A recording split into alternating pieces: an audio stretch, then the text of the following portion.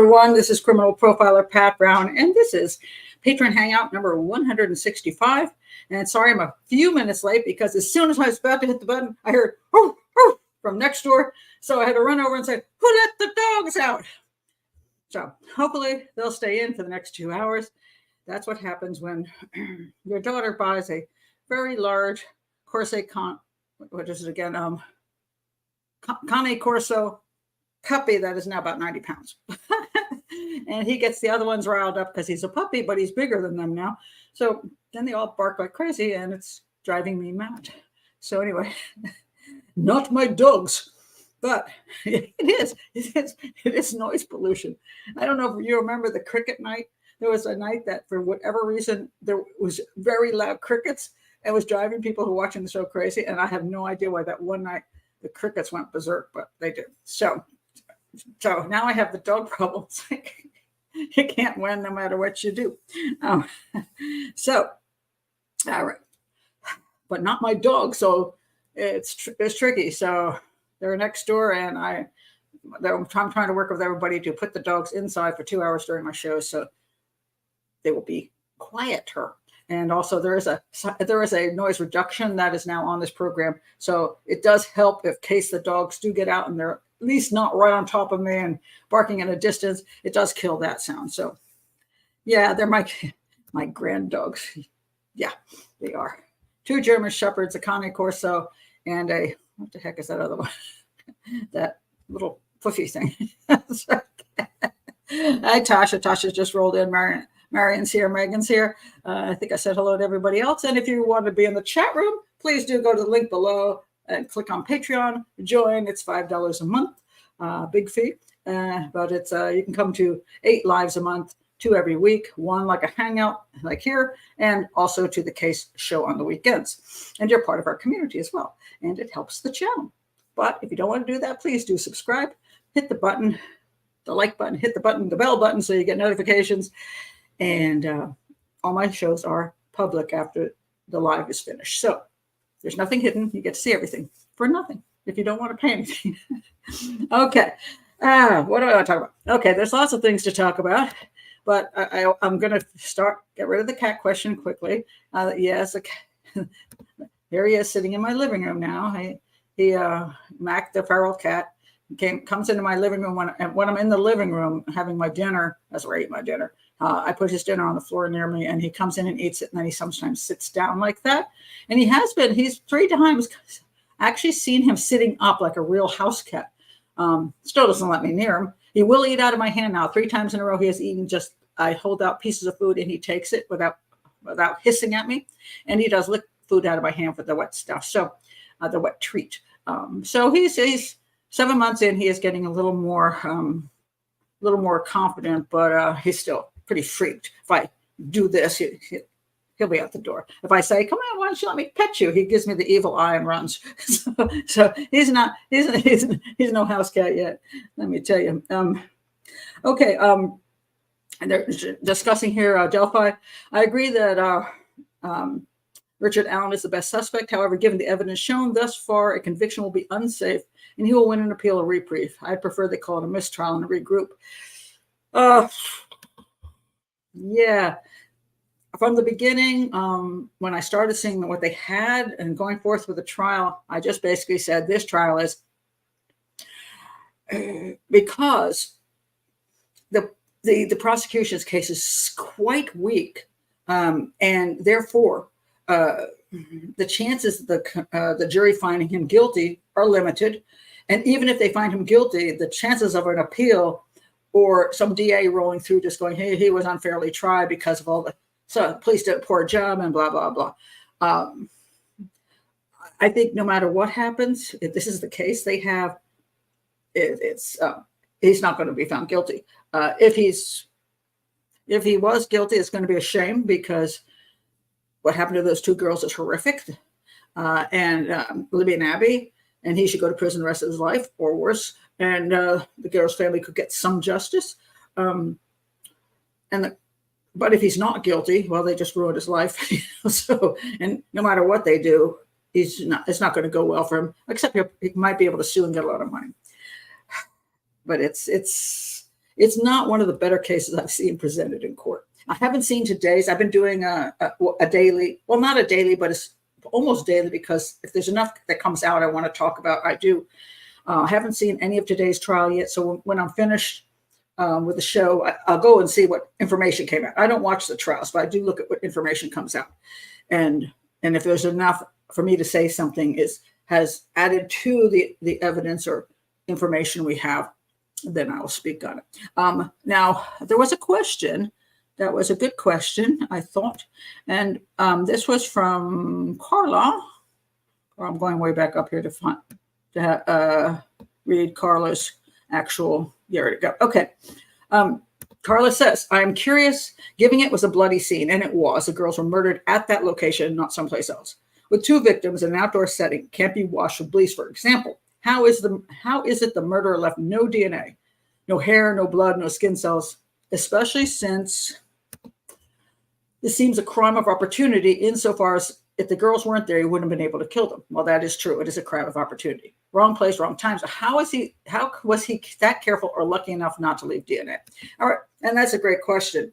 And it's the kind of frustrating thing that, we have a crime scene like that. What you're hoping is, first of all, that there's some DNA from the suspect there, preferably semen DNA, although you don't think the girls were raped, but that could be just semen on the body. So at least that's better. Anyway, semen at the scene, seminal fluid of some sort. Saliva would be pretty useful. Blood would be very useful. Touch DNA, but that could be pretty useful in this case. And I usually downplay a lot of touch DNA because I'm like, that's so easily transferable, and it is. But let's look at the 4 types of DNA that could be there. Obviously, if there's seminal fluid there, how are you going to explain that one away? It's not like these were girls who were 21 years old. They went to a bar. You took one of the girls out to your van. Y'all had sex, and then she walked away and got killed by a serial killer. And your DNA is there. That's explainable. If DNA is left if that kind of DNA was left at the scene, and it was Richard Allen's DNA, I don't think he'd have a very good explanation. I think this would be a slam dunk. It would be a done deal because he was known to be in the park. He said he was in the park around the time the girls were killed. He's his witness to himself being there. Well, if his DNA, semen DNA was there, slam dunk. Blood DNA, that would be pretty good too. I mean, how would his blood end up at the scene unless he was killing them with a knife and cut himself and his blood ended up there? So that's the second one would be great. Third one, saliva. Pretty hard to explain that one away too. I mean, what are you going to do? Well, I was spitting in the area and my spit just flew through the wind and landed on these 2 girls I didn't even know were there. Probably not. Those 3 aren't bad. Touch DNA. In a lot of cases, touch DNA is garbage because the person has been in a location where very easily people would have touched them, or there's DNA on clothing that it just easily falls upon them. There's so many reasons touch DNA can be there. In the JonBenet case, people talk about, what about there's touch DNA there that's not the family? Yeah, and so, first of all, it's very mixtures, and there's like two male DNAs and a female DNA. It's like, obviously there were not 3 people killing JonBenet in the house. So, and there's a partial thing. So it's more likely that that kind of DNA got on JonBenet Ramsey because she was hanging out with children and they're playing, and the children are discussing little creatures. They're drooling, they're snotting, they're doing all kinds of things, and they're sharing stuff, food and clothing, and God knows how many people she touched. And when they say, 2 male and a female, people always think of an adult. What about it's just 5-year-olds? And that 5-year-olds weren't in the house killing her. So in JonBenet's case, I've always said the only way that the touch DNA would be meaningful is if that touch DNA were from a pedophile that was not anybody who was ever near JonBenet. Then you go, okay, that's how do you explain that one? But that has not popped up. So far, I think it's just other kids, probably DNA. Now, in this case, if there was touch DNA from Richard Allen, would it be worth something? And I would say yes, because again, how would it get there? He doesn't know the girls. His daughter wasn't hanging out with their daughters. And then in other words, if they were hanging out at each other's houses, some way that his DNA could have gotten on something of his daughters and the daughters, all that kind of stuff. That's possible. But since they don't hang out together, it would be hard to believe that his touch DNA flew again through the air and landed on the girls. It would be hard to explain away. In that case, that touch DNA would be worth it. But as Carla points out, what the heck? There's no DNA. And why not? Well, you'd be surprised how many crime scenes have no DNA. You really would. It's not as easily found as people think, and it's not always there. Take Richard Allen. He said he had a called skull cap type thing on his head, along with whatever else he could have had. Looked more like Bridge Guy. But anyway, he claims he has something. He has very little hair to begin with. He does have. Did he have a beard at the time? Well, if he's covered up, hair doesn't fall out. If he didn't sexually assault them, or at least do something in the area of their bodies that had to do with sexual, some kind of semen flying out somewhere, then that's not going to be there. He could have worn gloves. We don't know that Bridge Guy didn't have gloves on. And you might say, well, if it was a crime of opportunity, well, how would he have all these things to protect himself? For example, you could have a condom. You could have gloves. You could, well, there's the river there that you can throw clothes in case you think you got the clothes mess, got something on the clothes, you could throw it in the river. So you could take clothes, wash, wet some clothes in the river, come back and wipe the body off. You could do that. No, you're probably not going to have bleach with you. But if Richard Allen is Bridge Guy, or whoever the heck Bridge Guy is, that guy is basically a serial killer. And what they do is they troll a lot, and they hunt for victims, and they fish for them. Not just look at fish, but look for fish, a humankind. And so what they do is they're on the lookout for the opportunity. That's why some serial killers bring a rape kit, like Ted Bundy had a rape kit in his trunk. Now, at the time he was stopped by the police, Ted Bundy out in California, they said, can we look in your trunk? He's like, well, I was going to a movie, and they looked at the trunk and found a rape kit. Well, that very moment, he hadn't killed anybody or raped anybody, but the rape kit was there. So somebody who's interested in having this opportunity, you simply carry stuff with you. For example, let's make it simple for regular people. How many guys and ladies carry condoms with them? They don't know if they're going to be having sex that night, if they're not married or seeing their boyfriend or girlfriend. But let's say they're going out and partying, going to a bar, might meet somebody cute. They carry along condoms just in case. So they might carry wet wipes just in case. They might put on better underwear just in case. This kind of thing, because they are, and it may not happen that night, but maybe they party 3 times a week. And so this is their sex kit that they carry with them. So they can use that in case they meet somebody they want to do something with. So that's all. That's the same thing for a serial killer. He just carries that crap along with him. And he could go through that park, dozens of times and nothing ever happened. But doesn't mean he can't carry a knife. Doesn't mean he can't carry a gun or have some gloves in his pocket. Didn't that Bridge Guy have that little fanny pack crap that looks weird on a dude? What's in the fanny pack? Knife, gloves, whatever. Who knows? So they can have stuff with them because they're always ready for the opportunity. But then again, sometimes DNA is simply not left at the scene. And some people will say, well, it can't. Well, if it were Richard Allen, there's no DNA tying the girls' murders to Richard Allen. Well, there's no DNA tying those girls to anybody else either. But we all know they were murdered by Bridge Guy, although some say it wasn't even Bridge Guy, but let's leave that alone. So, but Bridge Guy was there. Bridge Guy, in my opinion, killed them. So whether Bridge Guy is Allen or not, somebody killed them and didn't leave DNA. Sucks big time. But there you go. That's where one is.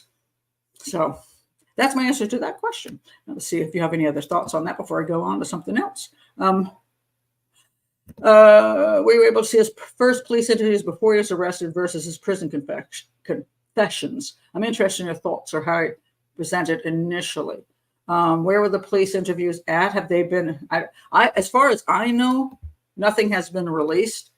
Am I wrong about this? Because if I can see the police interviews and I can see confessions afterwards, I would like that. But the trial is not televised, so we're just getting reports from people. And so I've seen some of the reports when he was. Yes, I've already talked about that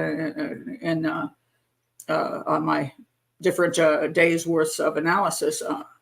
I talked about what he said to the police. Some of the comments I thought were weird.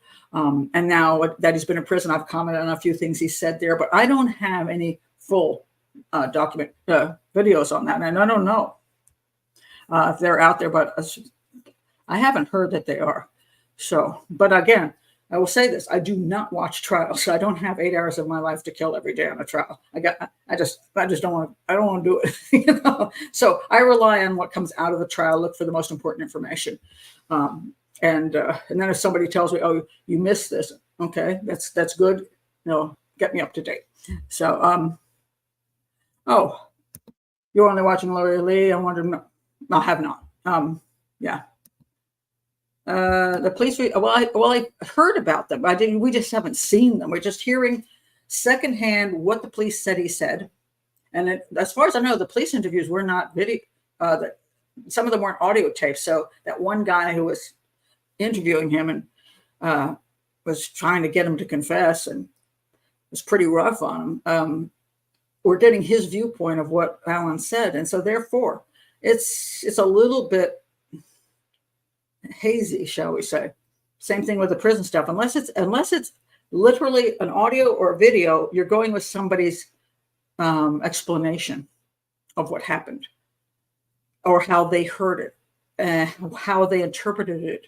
And that's why I always say the problem is a lot of times we don't get context. We don't know what came before so that the person would react that way. I consider statement analysis very interesting. The better the statement is, the clearer it is in a situation where you have before, during, and after. Therefore, I have more input as far as what that might mean. But having done television, I can tell you, I have been edited so badly that people think I said things I never said. And I have had people come out on YouTube and Twitter and say, Pat Brown said this and that, and I never did. It's very frustrating because it becomes it's like any other kind of gossip. It just goes. And so unless I can hear the whole thing in a long thing and I know what came before and after, it's very tricky. And this is a difficult job for the jury because they're getting whatever they're getting. So I'm going to look at if there's more confessions today. When I finish this show, I will look at that. I probably will do something this evening if I think it's interesting enough. The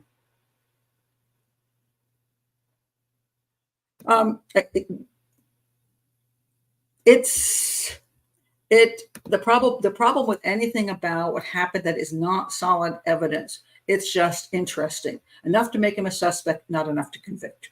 And that's what a lot of people confuse. They're like, well, Pat, and they get all angry because I say this is the difference between what is good evidence and stuff that's interesting, but nothing you could really use in a court of law. They're two different things. And the last one I just did on, I compared some of these issues. And if you want to understand that, watch my part 6, because I talk about the Marcellus Williams case, which was all circumstantial. And damned if that guy, it was 2 direct things, 2 confessions he made to a cellmate and his girlfriend. Those are direct. That's direct evidence. All the rest was indirect evidence, but it was great indirect evidence, which is called circumstantial evidence. Like the woman was killed, her purse and laptop showed up in his possession, in his vehicle, in the vehicle he was driving. How did that happen? That's great stuff. He got convicted and he got executed, and people are still going, "Oh, he's so innocent." No, he wasn't. That dude was guilty. Yeah. So, do I think a conviction at this point unless I think that the circumstantial evidence is weak and can be explained. As I just pointed out, if a woman gets murdered in another town that you live in, and her items that were stolen end up in your trunk of your car that is locked up, I'm going to say that's great circumstantial evidence. That you say you wore some clothes that look like Bridge Guy is not great circumstantial evidence. It's interesting that he was at the park is interesting. Doesn't prove he killed them. So one of the examples I gave in part 6 was if you have a video of a guy running like in the vicinity of a crime, looking sketchy, that's interesting. That's not evidence. If you have a video of the guy raping the girl, that's great evidence. There's two different things there. Or at least the guy running from the scene with a bloody knife. That's great evidence. But that a guy owned a knife like the knife is not great evidence. So the problem is the reasonable doubt comes in where you want to make sure, and this is the whole point of the trial, you want to make sure you don't convict somebody on coincidences and things that, darn, it makes it look like he could have done it, but I don't have solid stuff. Well, then you don't want to convict somebody, even if you think they did it. It's frustrating. But too many people don't get convicted when the evidence is overwhelming, which is frustrating. And there's too many people trying to get people who were convicted on overwhelming evidence out of prison. That's very upsetting. All the people from Marcellus Matthews, he's being lynched. He's a black man who's being lynched. And that guy was a long, had a whole history of burglary. And the woman's house was being burgled and he stabbed her 47 times. And the evidence was excellent. He was not innocent. And the people saying he was innocent was sad. But yet there might be some guy out there. If he truly was convicted without the proper evidence, well then, yeah, you have the right to think that. So I haven't heard about the stealing part, but I heard about the ditching the box cutter. The box cutter thing was interesting in the sense of the box cutter. They said they couldn't identify the actual weapon that was used. And I don't know why, personally, couldn't they come up what kind of weapon it was? So the two girls' throats were cut. You think they might come up with a better thing that it could be this and it could be that. And it could be a knife, but it could be a box cutter. That's what they said. But I don't know if they came up with the box cutter stuff before or after he said he threw away a box cutter. That I'm a little confused about and concerned. In other words, if they think it could be a box cutter and he had no idea they thought that, that's interesting. But if he said he threw away a box cutter and then they said, oh, they decided to add that to the list of things that could have, killed the girls, that's a different matter again. Box cutter, not an unusual thing that people have. I have a box cutter myself. It's in my vehicle. I use it to, guess what? Cut boxes. Who knew? And open bags like animal feed bags and stuff. I have a box cutter in the car. And so that he would have a box cutter is not particularly unusual. That he said he used it and threw it away. The question is that part of a real confession or is that a part of a false confession? And I do not know. So I'm trying to wait to get all the confession stuff together so I can see whether there's a pattern, whether I can see there was any reason he would be lying and false confessing. Because according to him, one of the issues here is he's claimed he was depressed and suicidal prior to this happening. And he was already like, my life sucks. My life's over anyway. So does he want attention at this point? Is he willing to start confessing to get attention? And that's what the defense would say. I would say that if I were the defense. So I don't know. We're going to have to wait and see how much there really is. I have heaps of box cutters around. Yeah, you see, that is a problem. One of them was to a therapist. Okay. Again, don't know what that exactly means. Just because people say to a therapist they did something doesn't mean it's true. My God, people lie to therapists all the time. And a lot of therapists fall for it too. Again, it's questionable. I hope, well, maybe there's more damning evidence to come. Yeah, I hope, I think that it's going to depend at this point on the believability that he was confessing for real. The little stuff that he was in the park, that he had the clothes, okay, all that stuff is there. That's not good enough without something more solid. The bullet's interesting because it could have very well come from his gun, but it wasn't proven absolutely, or to the point where I would have liked to have been proven. But it is unusual that he's in the park and this bullet ends up between the two girls, and it could well have come from his gun and from the ammo he had. So it's very interesting circumstantial evidence. I'm not trying to downplay that it's not interesting, but it's enough to get a jury to convict. And so I think that it's going to come down to how good those confessions are. So,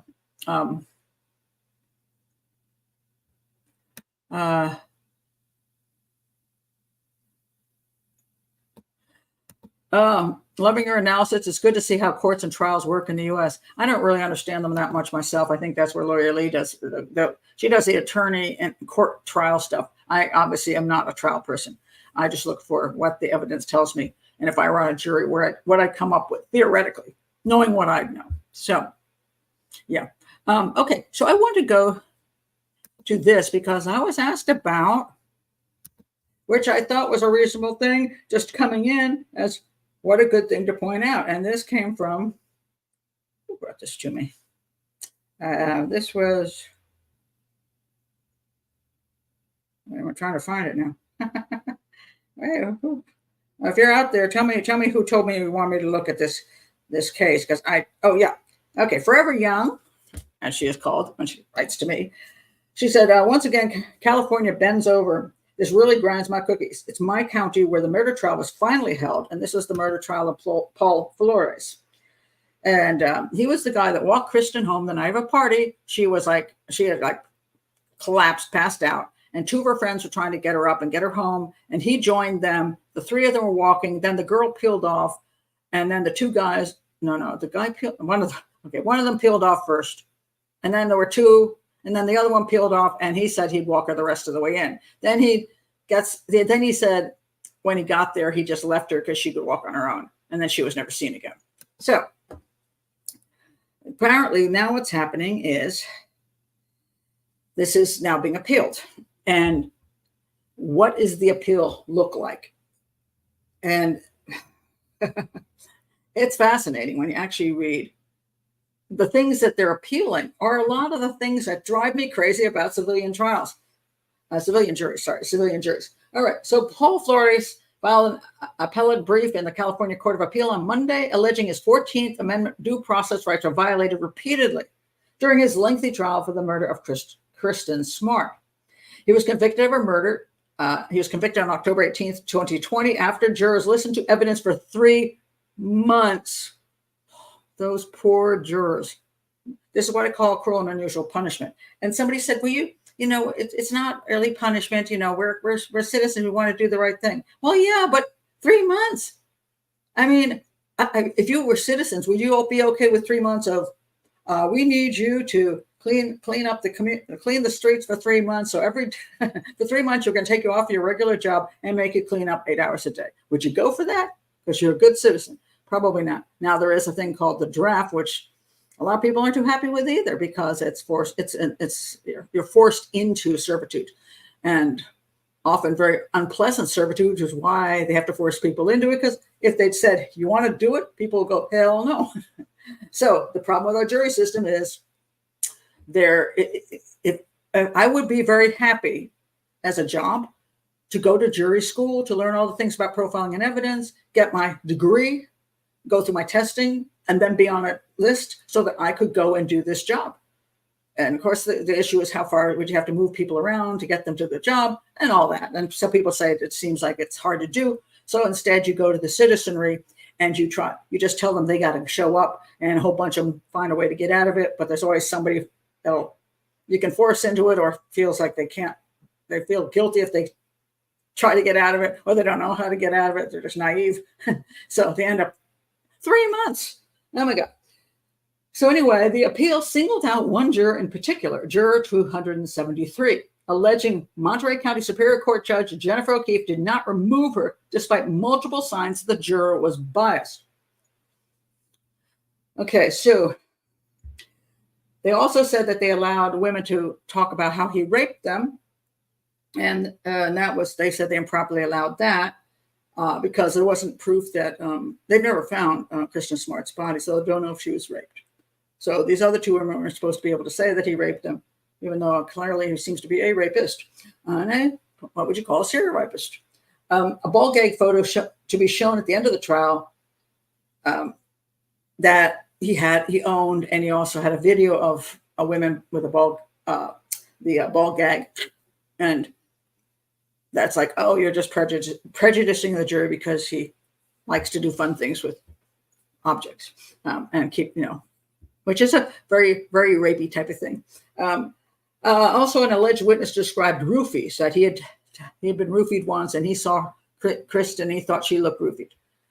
I kind of agree with him on that. I think that's kind of crappy. So anyway, and then it goes on here that there were just one of these errors, the appeal argued, doesn't arise to a violation of due process on its own, but the accumulation of all the errors deprived Flores of a fair trial.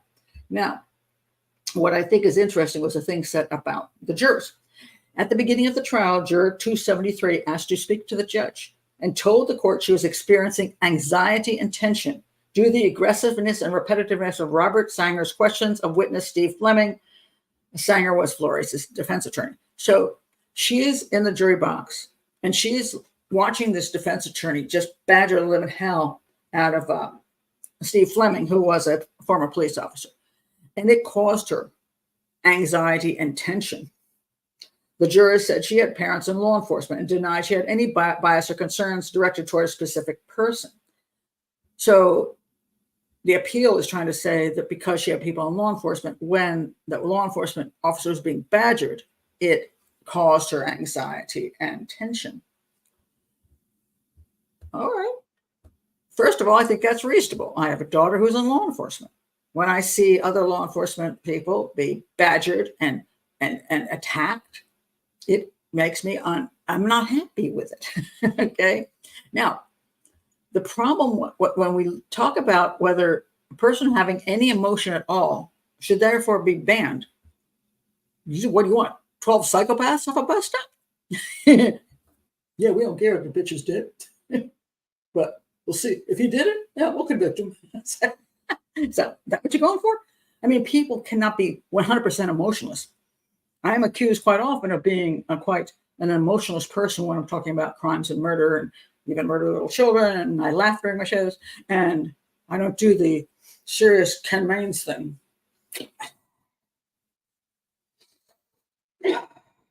I don't do that. What does that mean? Does that mean I'm a psychopath? Of course, there are moments where I show emotion. Then that means, what, I'm not a good profile? You see, you can play around with all this crap. But the woman did experience anxiety and tension, and she's being forced to experience anxiety and tension. This is where I have a problem with the civilian jury system. I mean, if I accept the job, I worked as a sign language interpreter for years in the emergency room. I'll tell you, there was sometimes tension and anxiety. I saw sad things.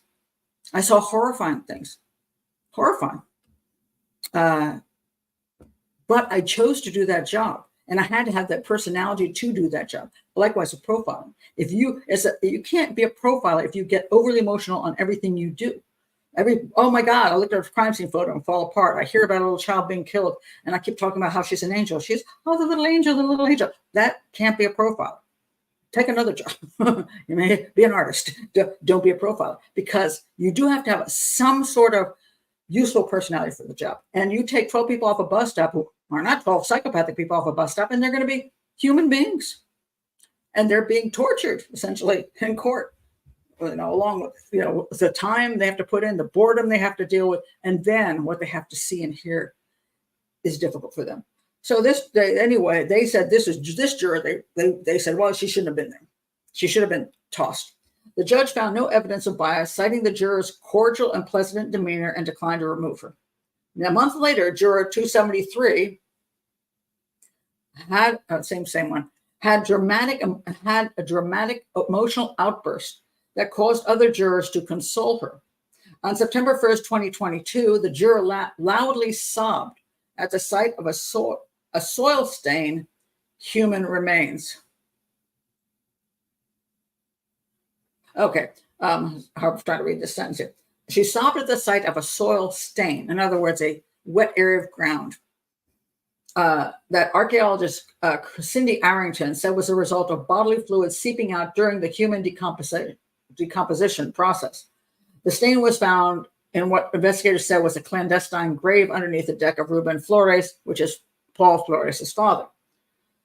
3 other jurors were also crying, and the court took an early lunch recess. As a profiler, I'm not going to fall apart and start sobbing because I see some wet ground and go, damn it, that's probably where her body was. I mean, I'm not. But 4 jurors fell apart. She completely falls apart. Is this acceptable for a person to remain unbiased? If that level of emotion comes out, and then you look at the son of a gun and you say to yourself, that poor girl.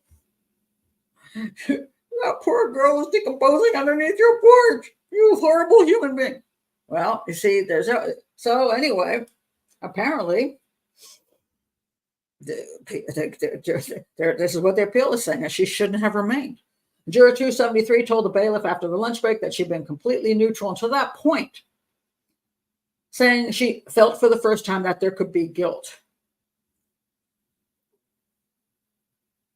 Okay, well, felt is a bad word.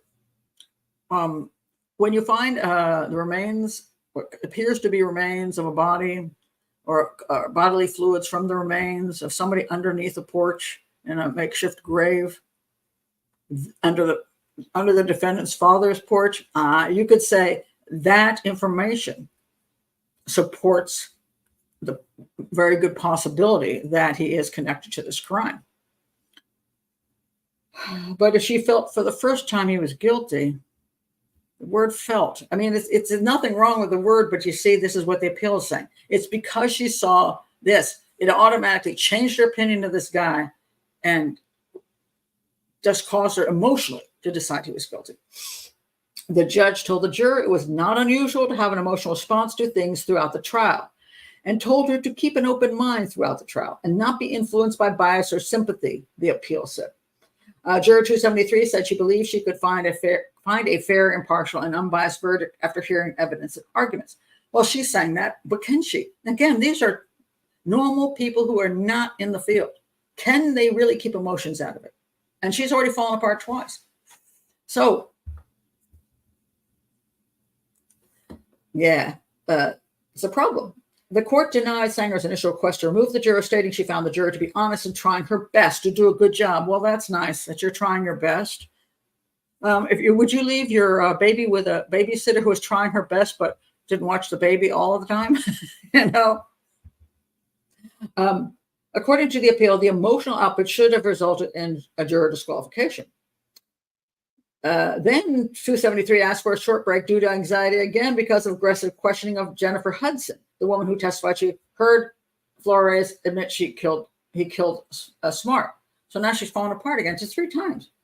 When asked if the question would impact her ability to stay neutral, juror 273 asked to think about it and then expressed concern about Sanger's repetitive questions. So she didn't like the lawyer. The lawyer was obnoxious. And you will get annoyed with a lawyer who just keeps badgering somebody, you know. She then said the incident would not impact her ability to be fair and impartial. It's her opinion. I don't understand how that is really okay. So she says that. Well, in that case, he said he didn't do it. Case over. All right. Despite Sanger arguing his 3rd incident involving the juror showed a pattern of bias against the defense, the judge found no evidence the juror could not be fair and impartial. Then later in the trial, judge learned that 273 had a Pinterest page with various home improvement tips, including testing soil pH. And now they try to link this to, that was stupid. So anyway, that's just dumb. Okay. She denied doing online research about the case. All right. And she refused to remove her again for the 4th time. The appeal argued those 4 incidents showed juror 273 could not and was not impartial during juror deliberations, and said that even if a single juror lacks the ability to be fair and impartial, the resulting conviction violates the accused's constitutional rights to a fair jury trial. and requires a conviction reversal and a new trial. You see how this works? 1 out of 12 people. And this bothers me too. That's a lot of people if you're rolling the dice on something, let's go back to simplicity here. If you're just flipping a coin, 50-50 chance. But in a jury, it's not even 50-50. I can't do the math on that. Only 1 out of 12. Less than 10% has to disagree. About 8% has to 9%, maybe 9%. 9%, just 9% difference. And the other 91% doesn't matter. That's the logic of this just blows me away. But it's really, the defense loves it. They love having that many people and having to have 12 people agree. My God, you can't even get 12 people to agree on what food you want to eat. If you've ever been in a church is having issues over what the church's future should be. Oh my God, the PTA, hell breaks loose because there's too many people trying to make those decisions, and there's a big fight going around, So 12 people is a lot of people. If you had a majority thing, it might be different. You say, well, there's a couple of people who didn't agree, but the majority. But here it has to be 100%. And the only way you get 100% is either the case is extremely easy, or it becomes a mistrial, or a couple of people are badgered by the other jurors, like, we want to go home, for Christ's sakes, find the guy guilty, or we want to go home, find him not, whatever. So they're pushing, and they go, okay, fine, I'll go with the group, which is not fair and impartial. That's called, So anyway, then there's more things that they're disagreeing with that shouldn't have been done. So this is a whole appeal process. And this happens over and over and over and over again with every case. And it is a very expensive system. People say, well, professional jury would be really too expensive. I'm like, do you know how expensive a civilian jury system is? Sure, you shortchange the jurors and don't pay them crap.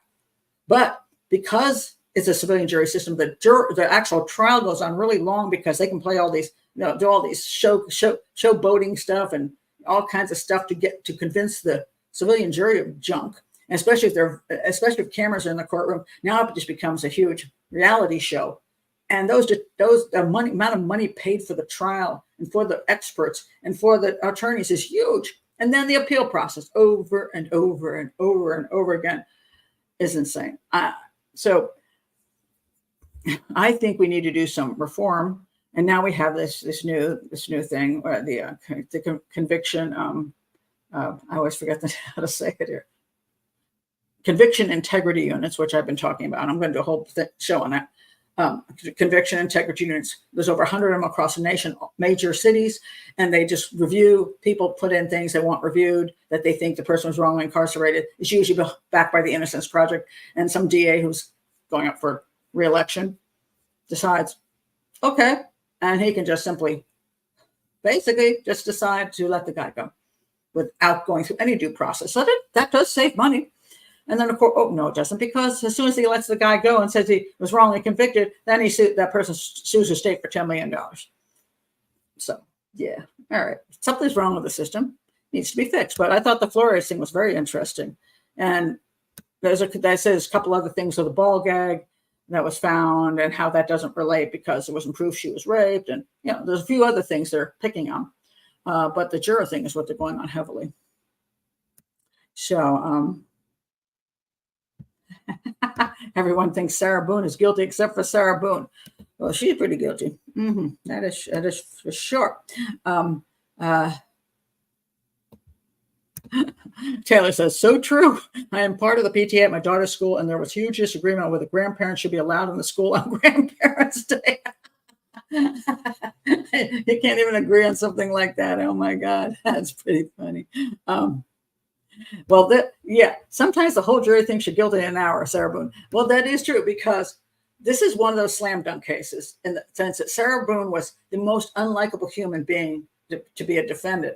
And it was incredibly clear she killed the dude, regardless of whether, except she was going for the, battered spouse or battered partner syndrome or whatever the hell she wanted to call herself. she was going for that. And then, therefore I had a reason to sort of let him die in a suitcase. But it was, it was mostly fodder for a good reality TV. Oh my God. Oh, that's nice of you. By the way, I'm going to actually talk about a case that Ken Maines is looking at. And it's funny because I don't recommend many channels, and I recently recommended Lawyer Lee, and some people are like, oh my God, thank you, Pat, she's just the best thing ever.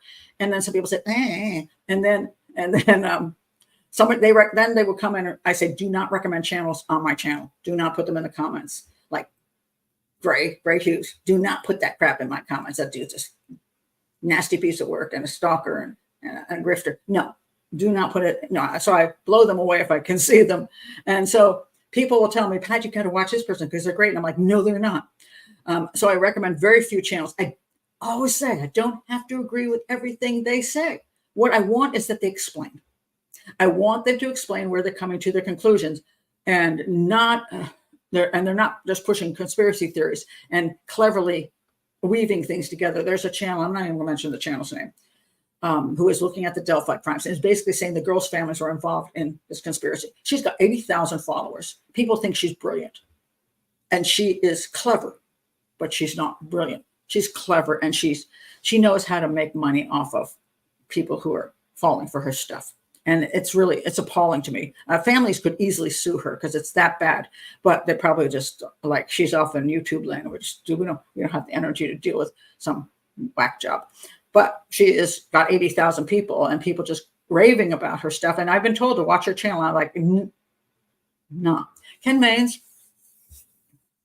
I liked what he does. I've always liked what he does because he sits there and he explains a crime and he explains how he comes to certain conclusions. Don't always agree with him, but he explains them. My issue with him has basically been that he had a psychopathic killer on there, and they had that guy profiling crime. And I thought that was appalling. I thought that was ethically wrong. And so I said so. And then in return, he called me a crazy grandma and was basically saying I'm a fraud. But yet he has a psychopathic killer on doing my job, and I'm the fraud. So, I was like, okay, dude has an ego.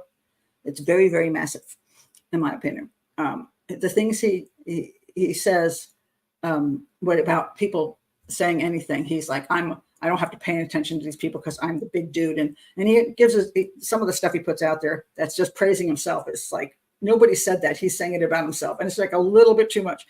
So I think he has a huge ego. Does that mean I won't recommend his channel? And the answer to that is I will recommend his channel.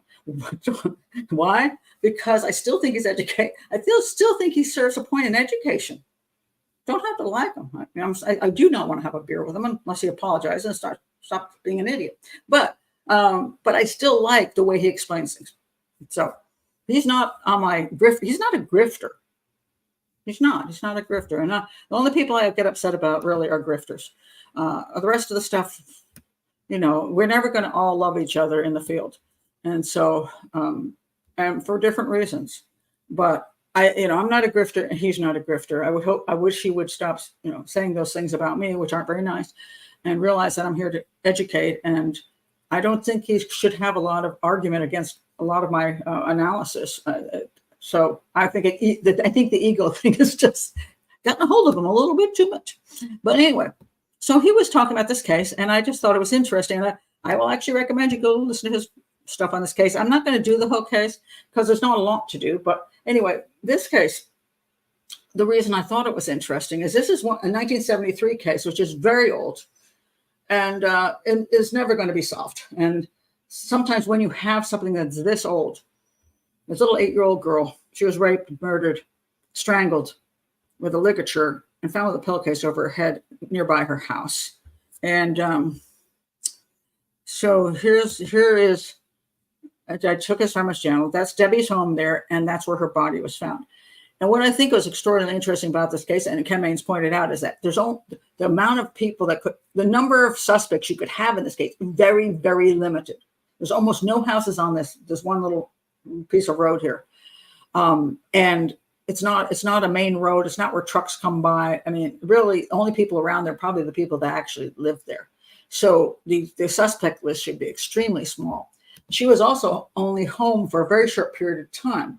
So what happened was this. Debbie Makel was an 8-year-old girl who was murdered in Jefferson Township in Greene County, Pennsylvania. She would often take the school bus to Rice Landings, Ferncliff Road, and then she would walk the rest of the way home to her house. Her 2 brothers walked home from school. So normally she walked with her brothers, but they were out doing some the sales thing for the school or whatever they were doing. Her 2 brothers walked home from school and found that Debbie wasn't at home because they were doing that thing. So she walked home alone. But her coat, school books, and also parents were not at home at that time. They were working. They found her coat, school books, and also some keys were on the table. And I think the next thing is very interesting. The books were in a bowl of plums. I don't believe he talked about that very much. And that bothers me. That bowl, not him, the bowl of plums thing. Debbie was missing for 2 days and her body was sadly found by a foundation of an old distillery. And this is the old distillery. So just some rocks and back behind her home and back about there. So not very far away, but there. All right. Debbie had been sexually assaulted and strangled to death. A pillowcase was found over her head and branches covered her body. Branches covered her body, but probably not very well, just like Delphi. It remains unsolved. Okay. So what's interesting about this is, and this Ken Maines just pointed out, this is somebody that she knows or that knows of her because they have to know her, that the parents weren't there, that somebody either followed her home or knew or showed up at her house at a certain time, that she went into the house and he believes the person was in the house and he believes that the person was there to abduct her. And he brought his rape kit with him because he believes that because she was, the guy ended up using a ligature on her, that he said at this site, you're not just going to have a ligature hanging around.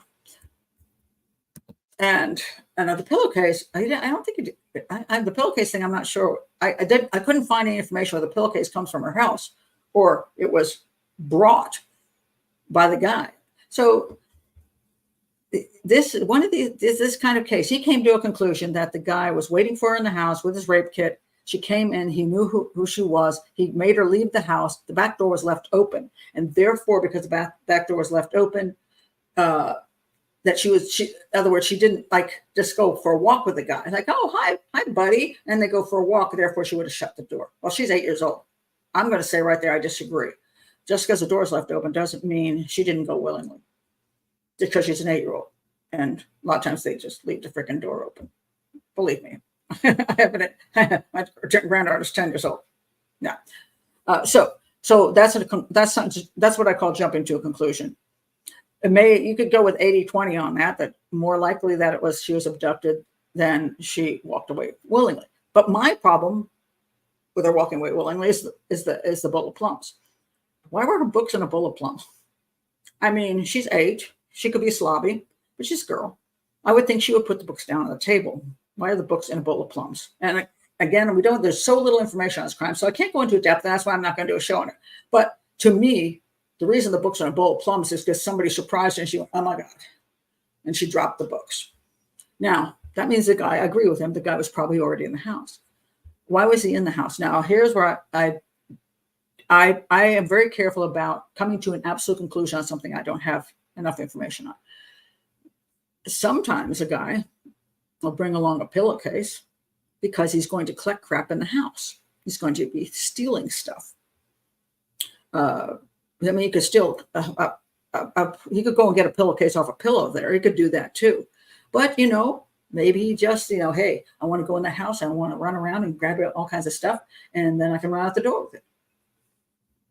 I don't want to have to go up into the bedrooms and look for crap. I want to be, have my own stuff with me. That's possible.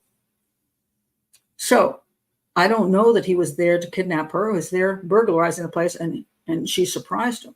It could be a local guy who was burglarizing and surprised. And he was like, all of a sudden she's found me. And so he grabs her and takes her with him. Now, she was raped and murdered. But burglars can be also rapists. It's the kind of person that doesn't have a problem burglarizing, also often doesn't have a problem raping. And then the opportunity presents itself and they decide what the heck. So the sole purpose of the crime is not necessarily what is believed by Ken Maines is that the sole purpose was kidnapping for rape. In other words, a serial killer. And yeah, could be, but again, I'm not quite sure. And I don't know what was missing from the house. I don't know if anything was missing from the house. I don't know whether he got, since the girl was there, he gave up on the burglary thing, or whether he was just there to grab the girl. There was a very short period of time. So I agree with Ken Mains that the area had to be somebody from the area. It was a very short suspect list. He also points out, like in Delphi, that nobody took the girl and then brought her back to that location. I mean, if you could get her farther away, if you had a vehicle to take her farther away, or take her to your house, you wouldn't bring her back. You'd take her even farther because you want her not to be found.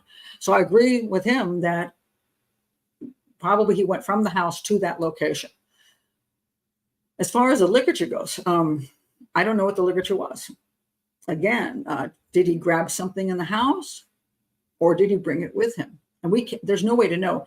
And Ken Mains say, well, there's no way that was going to be at this location, that there wasn't going to be a rope there. Well, if it's a distillery and people hang out, especially teenagers, let me tell you, they leave a lot of crap behind. And I would not be surprised that there could be a liquor, such as a piece of rope there, just convenient. I disagree with that. So I think that he could have gotten her there, and he was trying to figure out what he was going to do. Ken Mains says, why don't you just grab a rock and hit her with it? I don't know, maybe because it's bloody, maybe because he saw something and put it around her neck and just did it. So I don't come at, my determination isn't as absolute as Ken Mains, because I don't have enough information to make those statements, in my opinion. I don't know whether the guy showed up at her house to kidnap her or to burgle and then kidnapped her. I don't know if he brought a rape kit or he brought a pillowcase to rob stuff and he found, or he just grabbed a rope, something that he saw there. I don't know if there was just a piece of whatever, just something laying around at the place that, I don't know how much other crap was laying around there. Because a lot of times when you have these can be hangout places, you'll see condoms, you'll see bottles, you'll see all kinds of crap. And a piece of rope or some kind of twine is not unbelievable that it would be there. So that's all I can get out of it. I agree with him. It's the guy's local. I agree he came to that house. I just don't know whether the motive when he came to the house was exactly that he was kidnapping her. And I also don't know that he brought an entire rape kit with the idea of kidnapping her, or whether that progressed along the way. And they did never find her. So he put the pillowcase over her head. Some people say that would be remorse, not necessarily, but maybe he didn't want to see. Maybe he didn't want. He was like already raping her, and he didn't want to see her face when it was happening, because that made him not feel bad. Well, he's a psychopath, so how bad he feels, or whether it's unpleasant for him, so he just wouldn't want to ruin a good time. These are things that I don't go too far in trying to analyze, because it's pointless. But unfortunately, they never found the guy, even though it had to be a very small area. But I thought it was an interesting show he did. And again, I haven't said people shouldn't watch his channel, because I like a lot of stuff he does. Just some issues. Supposedly it was not a belt. I mean, as far as I know, it was there was some markings that made it an actual rope type ligature. But again, I'm not analyzing the entire crime. Like I say, it could be a whole show, but this is too little for me to analyze. But I did want to comment on it, because I just want to show you how two people can analyze something, have slightly different viewpoints on something, and neither one of them necessarily wrong. And if you were working as a team, as a detective team, or a team of profilers detectives, you could sit there and you could analyze these possibilities, and then you can look for your suspects based on that. That opens up avenues of investigation without having to say, oh, I'm absolutely 100% right and you're absolutely 100% wrong on something. We don't know. We're not there. And a lot of strange things happen in crimes. And the way sometimes criminals think is, they're not all bright sometimes. Sometimes they got an idea in their head and it just turns into something else. So I'm a little bit more flexible. Well, we don't know that he didn't want to look at her. See, this is where it's hard to say. Maybe she was screaming and he thought putting it over her head would make her less screamy. So the problem is we don't know. I don't know when the pillowcase was put on her, before or after. Don't know. So it doesn't serve a lot of purpose. I know this is that people love the psychology shit, but I have never been, even as a profiler, that interested in it because there's no way to know what that person's thinking in their head at the time. And they can do one crime, they could do one way, one crime completely differently and think, well, this guy, this time he put the pillowcase over the girl's head and this time he didn't. Why not? Didn't like that girl? Like, what was the difference? And sometimes even things like, well, one time he stabbed the girl and the next time he strangled her. Why didn't he stab the other girl? Well, maybe because the first time he went to stab somebody, it was too much damn work. He decided to go strangling, or he got the girl in the place he wanted her and goes, damn it, forgot my knife. Guess I'll have to strangle her. You know, that happens. So, you're sitting there trying to psychologically figure out something that was just he just forgot the tool. So it's very hard. And you have to be very careful about over-analyzing psychology. And that's something I always want to point out. Sorry about that sound. That's the cleaners. Will I be cleaning your house tomorrow? Sí. Muchas gracias. Muchas gracias. Big smile, because my house needs cleaning. And I hate cleaning. So, let's see.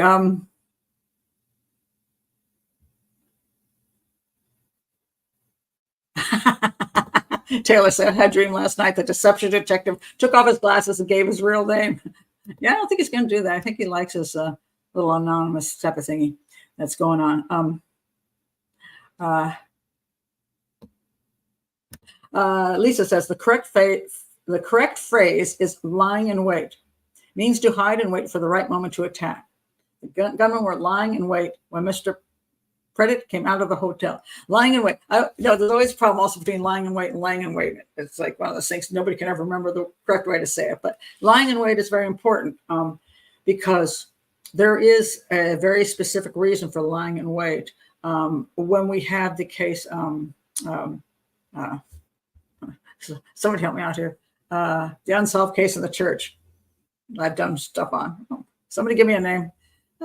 Give me the name. A poor woman that got killed in the church. A lot of people believe this. The guy that was in the church that was seen, Missy Beavers, right? Okay, Missy Beavers.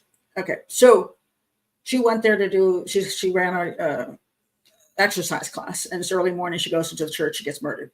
The guy is on video walking around in a ridiculous outfit and a big mask, and he's walking around looking in different rooms and stuff. And there's people that believe that this was a killer was lying in wait for Missy to show up. And I've always said that makes no sense to me.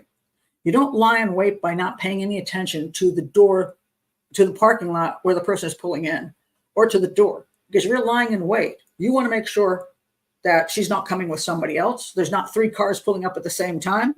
And you want to make sure you're lying in wait, not walking around, not even paying attention. And so that guy did not know she was showing up. And when she showed up, he's like, oh, crap. But lying in wait, if he would have been lying in wait, he would have been right at the front door, looking out through the glass, making sure what was going on. Or he would have been out in the bushes, hiding behind one of the bushes, somewhere like that, making sure that he knew the whole situation when she arrived, if he were lying in wait.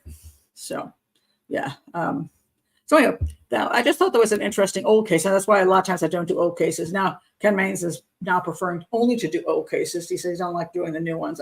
And probably because when you do new cases, a number of things happen. One is people get very emotional because it's something that's happening now. Why? What about the 2 girls? Why aren't they getting justice? What about Madeleine McCann? It's easier to go back 50 years. People have lost the great emotion. They feel sorry, but not as full of emotion as they do today.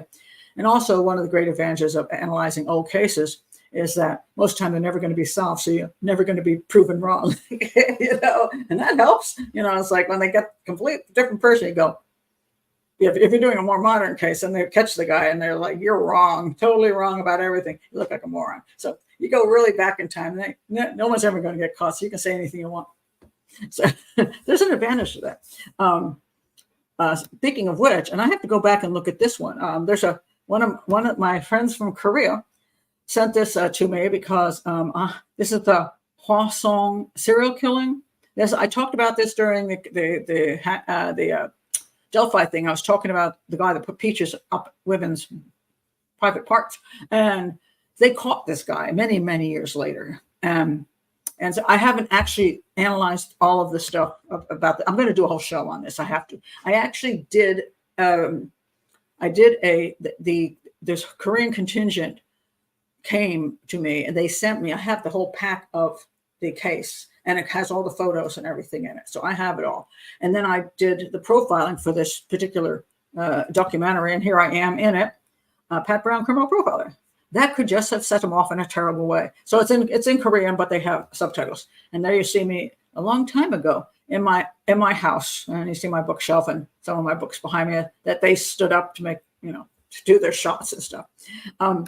And I wish I knew what I said back then. So, and unfortunately, during this documentary, as usual, so I get little pieces, and I don't know whether I was edited well or edited improperly or completely didn't get to say what I wanted to say. I honestly don't remember quite what I said.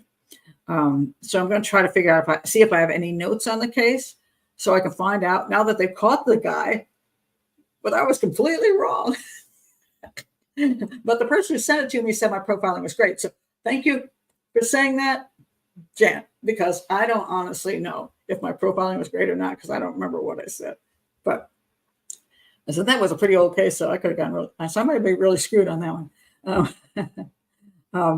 But it, I will probably do a case on that, a show on that. I will tell you right now, just to tell you, I got my two next cases planned. The next one I'm going to do this weekend is going to be the door. It's called. Let me see if I got the name right. This is a British case. It's a Scottish case. I'm sorry, it's a Scottish case. I don't. And it is a famous one, and it is. Hold on a second. Let me find out where it is here. There's my information here. I've got so many things, so many different areas here. I think it's called the. I want to tell it to you correctly. Hold on 1 second. Where in the world is it? Shouldn't be using my phone. I can't see anything on that stupid phone. Okay, I'll do it this way. It is going to be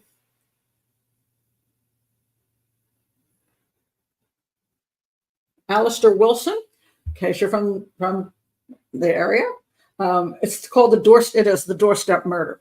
So I will get that information out by tomorrow. There is an actual BBC podcast, which I am going to listen to. I've also bought a book on the case.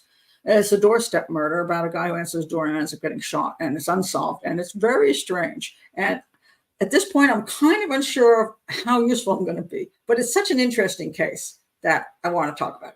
So that's going to be this week, and I'm going to try to do. I've been asked to look into by one of the patrons, and because it's her relative, and it is an interesting case. And so I'm going to do the case of Anita Byington, not this Sunday, but the next Sunday. Anita Byington, who was murdered, and there's a whole bunch of stuff about the guy getting out on that one too, where it's like, oh, he didn't really do. And so I think it's a very interesting case. So she's given me a lot of information, so I'm going to do that one. So doorstep murder on Sunday, Anita Byington, the following Sunday, if all goes well. Who knows if all goes well. You've heard about the doorstep murder. It's a strange one. It is a strange one. So, Ghost of Highway. That's a suggestion. A Scottish case made my day. you know that one then. Tina Brandon, yes, and the Barefoot Bandit. I know, Sarah. There's so many. And yeah, Tina Brandon is higher on my list than the Barefoot Bandit. Barefoot Bandit is more fun than fun in his own little psychopathic way. Then Tina Brandon is very sad crime. And but I'm going to take pictures again. There's not a 3-year waiting list. It's it's just I'm not very. Things just come and go, and mostly out of my head. But sometimes it's just what is available, what is more interesting at the time, what comes back into the news, and what's more useful to analyze. So, but yeah, Highway of Tears. I've already done that one. Are you talking about Canada? Yeah, I already talked about that one because I did that one case that was considered possibly a part of that. And basically, it's just it's an area of, I think, if you're talking about what I'm thinking you're talking about, it's an area of Canada, British Columbia, I believe, that's just got highways that go through like very forested areas, and girls hitchhike and they drink and they prostitute and a few other things that they do, and they're very easy targets. And there's a lot of, like, because of the roughness of the area, there's some rough people there too. So, in Oregon. Oh, Coast of Highways in Oregon. Okay.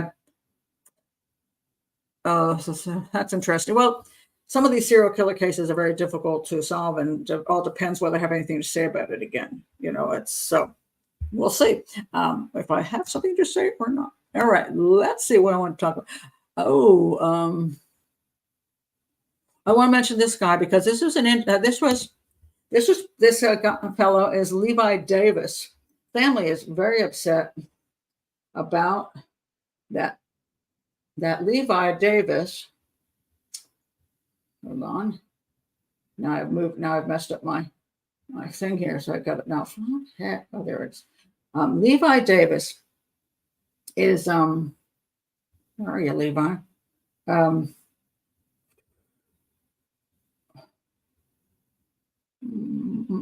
Okay.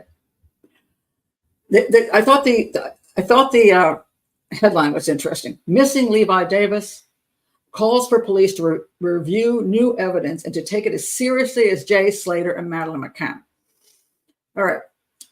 And parents get very upset when they see one case being given a massive amount of money and a massive amount of media attention, and their child gets ignored.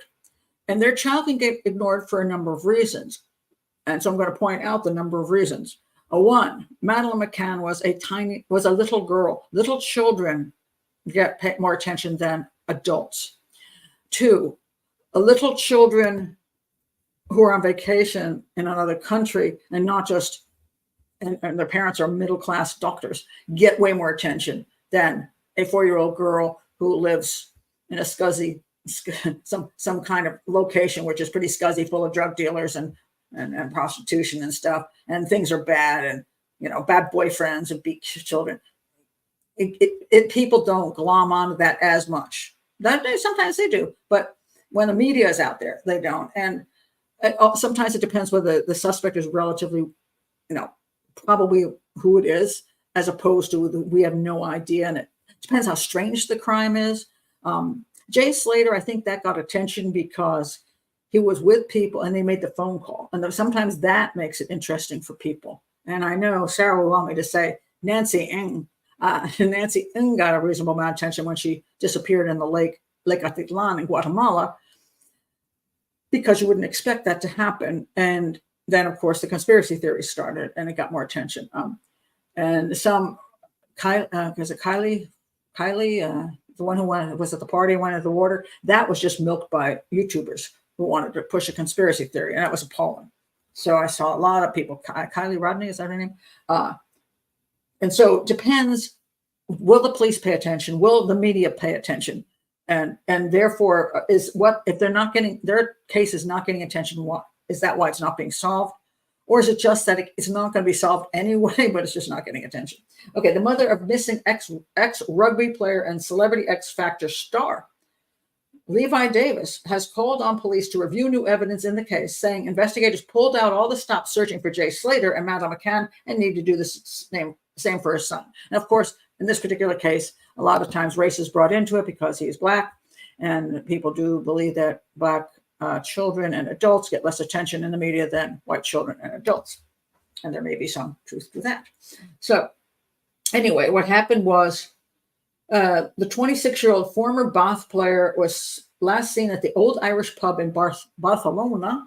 I don't know if I'm saying that correctly, but I like to do the Barcelona, 2 years ago on October 29th, 2022. And the official investigation into his disappearance by the city's police force became inactive in October the following year.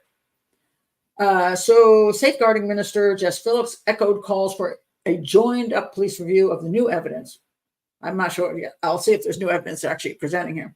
After a 14-month Byline Times investigation, which found serious failings in the Spanish probe into Mr. Davis's disappearance. A lot of times, one of the first things that happens is when something doesn't go well in another country, the other country always gets blamed. Guatemala sucks. Spain sucks. Portugal sucks.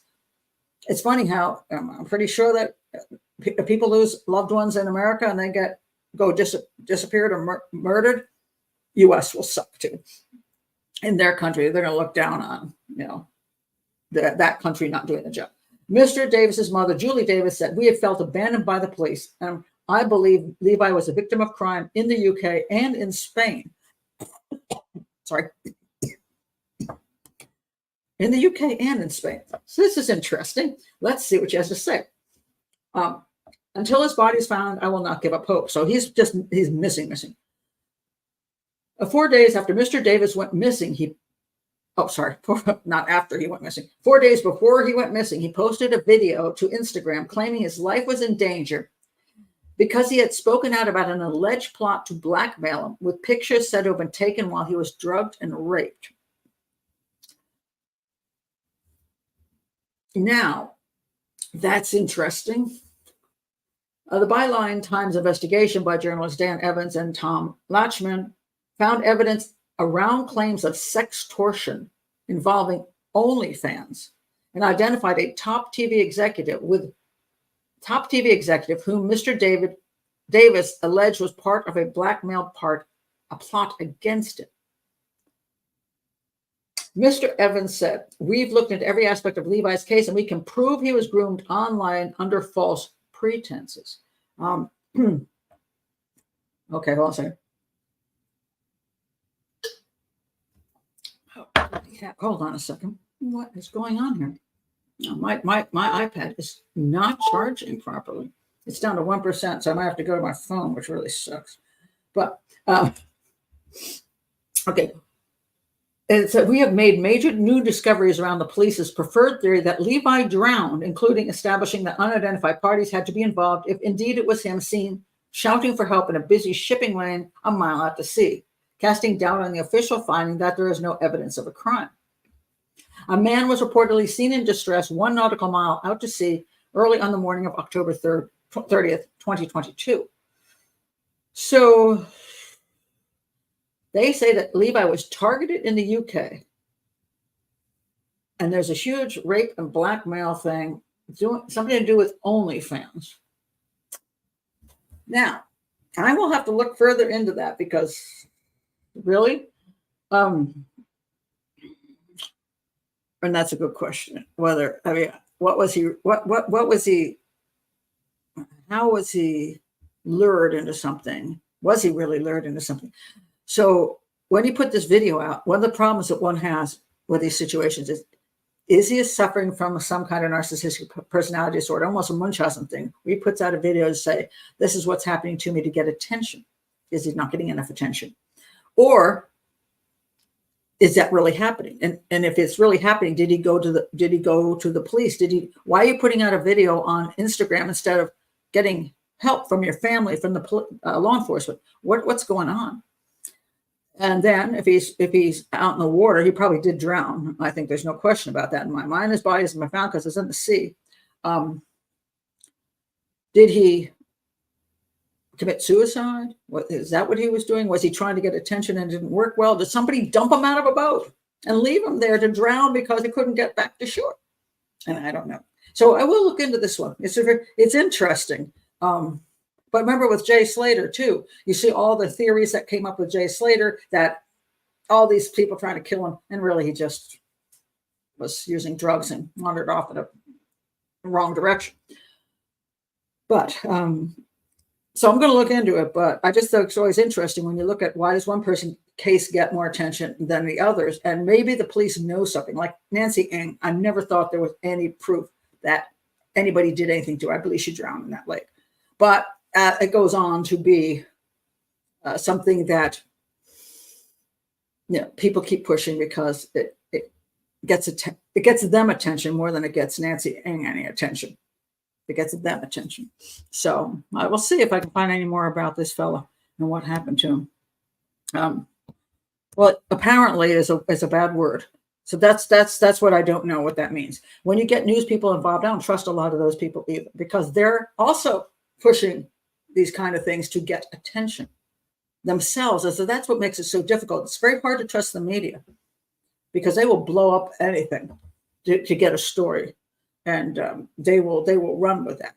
And that always never makes me happy when that happens. But I will look into that one. I'll see if I find anything that truly my iPad did die on me.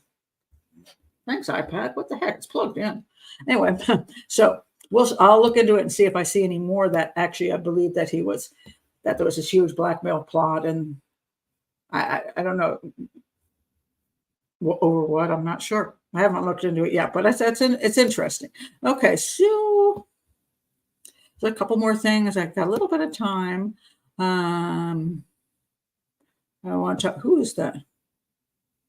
Oh, somebody asked me about James Scott, because James Scott, interesting fellow. He was accused of messing up there's a levee to keep the water from drowning the entire town or whatever, and he messed with it. At least he said he messed with it, and he ended up getting on 10 years to life, I think, in prison. Let me find, I have to go on my phone now, sorry. So I got to find the thing here on my phone since that other one died on me. Okay, let's see. Hold on a second. Okay, at least I'm back to my Hangout 165 page. Seriously, now we're going to have the phone down on me too. Okay. Jeez, what the heck is going on here? All right, so this guy, was he overcharged? Was it fair? And a lot of people think he should not have been charged the way he was. So anyway, he was an American who was convicted of causing a massive flood of the Mississippi River at West Quincy, Missouri, as part of the Great Flood of 1993. It's a very odd crime. He's currently serving a sentence of 20 years to life in a Missouri prison. And there's a book critical of his conviction called Damned to Eternity. And there's also a Vice News documentary. I wouldn't trust anything comes out of Vice. But anyway, essentially what happened with the flood, that they were trying to reinforce the levee. And that night, the levee unexpectedly failed when the river burst through its main stem. And the barge was sucked into the levee and slammed into a gas station, causing a fire. The flood washed out all the bridges in the area. It's a big disaster. Now, what happened was they found this guy standing close, was first to the scene near a bridge, and this woman walked up, and a journalist, and did an interview with him. This was Scott. She did an interview. He said he had seen a weak spot in the levee and tried to put more sandbags along it. He then said he went for a drink, only to come back and discover the levee had let go. In his second interview at home, which aired after his arrest, he told a similar story. So they did this investigation. So the count sounded suspicious to the sergeant of the Quincy Police Department. And for one thing, he noticed that Scott looked too clean to have been working on the levee all day. He also had trouble recalling simple details about working on the levee, and he was not wearing a life jacket. And then they became more suspicious of him, and they had originally thought that, now mind you, when people start questioning whether he was rightly convicted, we have now two soil science experts testifying to strong evidence of the levee failed due to natural causes. Let me tell you something, it drives me nuts. Here we have to follow the science, but defense, the Innocence Project and defense people can always find a scientist or two or 100 to say something that they want said. And it's amazing. So they said that, but at the time their thing knew, they inspected it and said, no, this was human, caused by a human being. They became more suspicious when they found out about his extensive criminal record. What was his extensive criminal record? Okay, let me go back and read it to you. And this is very important. And this is where people try to say, well, you can't use a person's earlier life against them, but it does tell you what kind of person they are. And this guy comes to the P word, psychopath. He had a criminal, by his 20s, he had a criminal record and had served time in 6 prisons. They didn't say jails, they said prisons. That's longer sentencing. While most of these arrests were for burglary, they also included 2 for arson. In 1982, he burned down his elementary school. That's pretty serious. And in 1988, he burned down a garage and he set other fires, getting him a sentence of 7 years in prison. By 1993, he was out of prison on parole for the 1988 fire, and then he was working at a Burger King, and at night he drank a lot. So you see, this guy's an arsonist. He's a burglar and an arsonist, so he's an all-around criminal. But the fact that he's an arsonist puts him in the category of very psychopathic, because he likes to see things. He likes the power, the thrill he gets out of destroying something and sitting back and laughing over it. So apparently he then said, if they're doing the investigation, they arrested him. He couldn't keep his story straight. Then they arrested him on an unrelated burglary charge. And during questioning, he admitted to pulling 4 sandbags from one portion of the levee and moving them to a trouble spot he had claimed he had seen. So he was removing the sandbags from the levee. He told police, my town was in trouble. This sounds like a psychopath to me. My town was in trouble. Other folks in Quincy and in West Quincy were about to lose everything. That's why I went to that levee. I had no plans to hurt anything. They needed help, so I helped. While he denied any intent to cause any harm, he said, I didn't mean to cause a problem, but I did. I'm up shit creek. So anyway, when it came to the trial, apparently they came down to, the investigation came down to that he had broken the levee in order to strand his wife, Susie, on the Missouri side of the river. Susie worked as a waitress at a truck stop. As the story goes, which he told to more than one person, I wanted to be able to be free to party, fish, and have an affair. Many witnesses had him boast to them about breaking the levee after the flood. And that's what, after the flood had happened, he said, yeah, I did it. I broke the levee so that it would flood and she'd be stuck there and I could do what I wanted to do. The reason he got such a long sentence, in 1979, there's a law that was made in Missouri, a crime to intentionally cause a catastrophe. A catastrophe is death or serious physical injury, damage to 5 or more buildings, damage to a vital public facility. In other words, you're trying to prevent somebody from destroying, starting like a wildfire. If somebody starts a wildfire, they destroy how much land, houses, people die, animals die. It's horrific. They need a very long sentence. They believe he either removed or cut the plastic sheets covering the levee, then burrowed through the sand until the water rushed in. So, and then the defense found 2 soil scientists who came up with something else.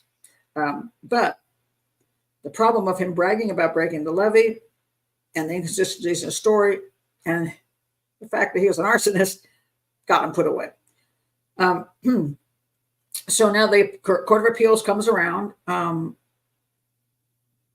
and they threw out the conviction due to prosecutorial misconduct. Prosecutors had not told the defense about 2 witnesses who reported hearing Scott say he had deliberately broken the levee. He was retried in 1998 and convicted a second time.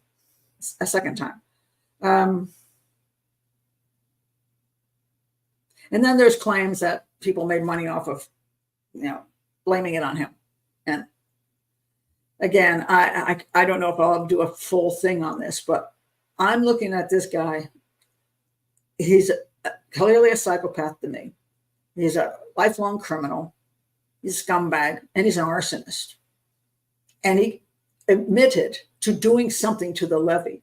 Now, either you have to pick one of two things. He just did something to help people, or he did something to screw things up. I'm going to say, since he's an arsonist and a psychopath, he's not trying to help people. He's perfectly happy to say, I did that. And hey, my wife's stuck over there. So I think he's probably guilty as hell. And I don't know that I'm going to waste time trying to prove he isn't. But again, it would just have to be, the proof would come from listening to a couple scientists who will say something on behalf of the defense team. And here's my problem. And I would have a problem on a jury for this reason. If I were not convinced by what he where he was, what he said, if I wasn't convinced by the prosecution enough, and they came up with some soil experts, or levee experts, there's no way in hell I could ever conclude whether I understood how the levee could collapse. I don't know who to believe, because I have no ability in that field at all. And this is where 12 people would just throw up their hands and go, I don't know. So it really gets tricky when it comes down to that kind of witnesses where they're going to do scientific stuff and they always manage to find witnesses on both sides that say the exact opposite. So it really makes it difficult unless you have time to actually train, actually do your own research. And they don't let you do research when you're in a court of law. You're not supposed to, most of the time, not even supposed to take notes. So you're supposed to just accept what they say in the court of law. And you can, if you have questions, you can just, most of the time you can't answer them. You can't go and figure it out. You don't have a chance. Nancy Kay says, I dated a guy for a while when he relayed one day very casually that he burned a church down in his teens and went to juvenile detention for a year. Hopefully that was your last date. Whether he was just trying to be honest and open so that you wouldn't accuse him of lying to him about something so serious. But who does that? Who does that? And that's a pretty scary thing. The P word countdown. Only twice I've said it today. Only twice. Oh, that's interesting. He was watching me very closely for my reaction. Yeah. Now that is interesting. A lot of times they want to see. Well, I've pointed out this one before. David de Bartoleben, when he went out on a date with the girl, he said, "Look, I made this." And he held up his license. And she goes, "What about it?" He goes, "Oh," he said, "Look at my license." And she said, "What about it?" And he goes, "I made it." And he watched closely for her reaction. And she didn't have a strong reaction. He said, went out with it. She went out with him again. And he said, "Look at this dollar bill." And she goes, "What about it?" He goes, "I made that too." And on the third date, and it's like, he knew he had the right woman who he tortured later on. So, I have 0 arson friends. That is good news, Sarah. Very, very good news indeed. We don't want you to have arson friends. There was this, where's this one? Speaking of, this guy got 10 years to life for theoretically throwing up a catastrophe. There's this guy. Is this the right guy? Yeah, that's the dude. Okay, this guy got killed. He was 15 years old, Anderson Bianco Diaz. He was missing, and then he was found murdered. And this was in Maryland near me. And this is quite interesting. I want to see what you think about this. Yeah, okay, here we go. And he was killed by 2 guys, and this is one of them. This guy was an MS-13 member. All right. So this guy and his buddy they sentenced this MS-13 member found guilty by a jury of first-degree murder for an execution-style murder. He was forced to his knees and shot in his head at point-blank range. He was executed, absolutely executed. And that guy got 10 years in prison, first-degree murder. Some people are very upset. Dorsey's family was stunned to hear Judge Darren Johnson reduced his sentence to just 10 years. Now, they were just absolutely disgusted. Now, this is what Judge Johnson said. And he's also running for election, so I don't know how this is going to help him out, to tell you the truth, except with MS-13 voters. Listen to what he says. The court can consider evidence that was not admissible at trial. In doing so, the court, with regard to the first charge of first-degree murder, is going to sentence the gentleman, and I hate that term. Calling killers gentlemen makes me want to punch people in the face.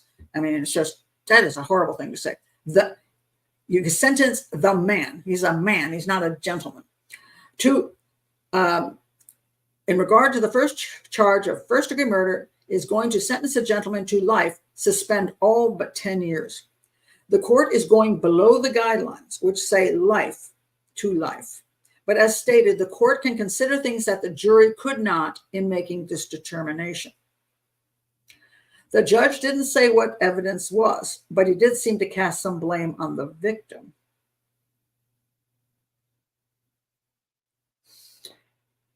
Okay.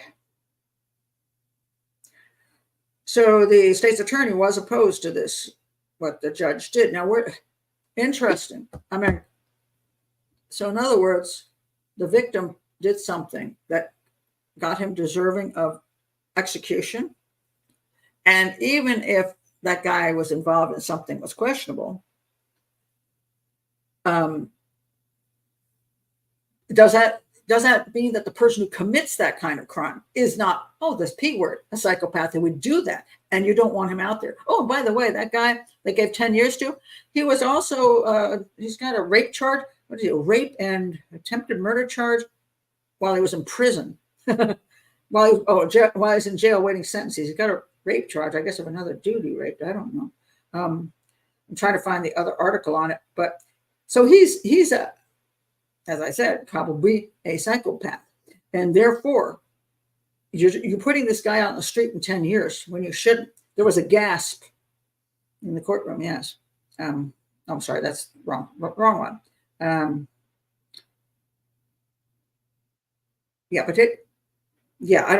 But he's got these other charges. So he's a right creep, so.